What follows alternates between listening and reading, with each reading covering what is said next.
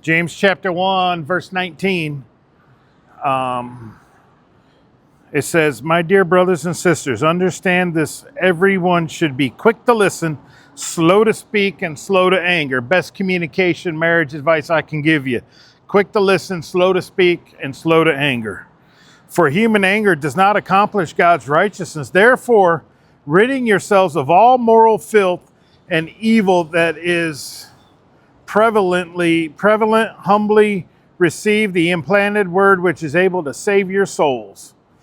But be doers of the word and not hearers only, deceiving yourselves, because if any man is a hearer of the word and not a doer, he's like someone looking at his own face in a mirror. For he looks at himself, goes away, immediately forgets what kind of person he was.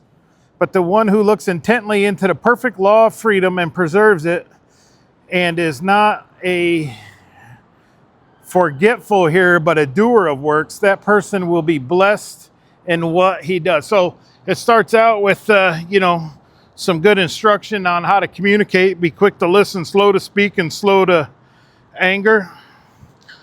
Because human anger doesn't accomplish God's will. It doesn't matter how wrong people are. Being angry about it and standing up and being angry about, no matter how right you are, it still sounds like a clanking cymbal, and you're not gonna come across properly. So we need to be quick to listen, slow to speak, and slow to anger. And speak out of love. Even when we are angry, we need to control ourselves, right? Because therefore ridding yourselves of all moral filth and evil that is prevalent. When that word for moral filth, that's an interesting Hebrew root word that is also used as earwax. So, in the original language, it's referencing clean out your ears and the evil that is so prevalent. Humbly receive the implanted word. If you got clogged ears, you can't hear the word of God, right? So clean out your ears, receive the word of God,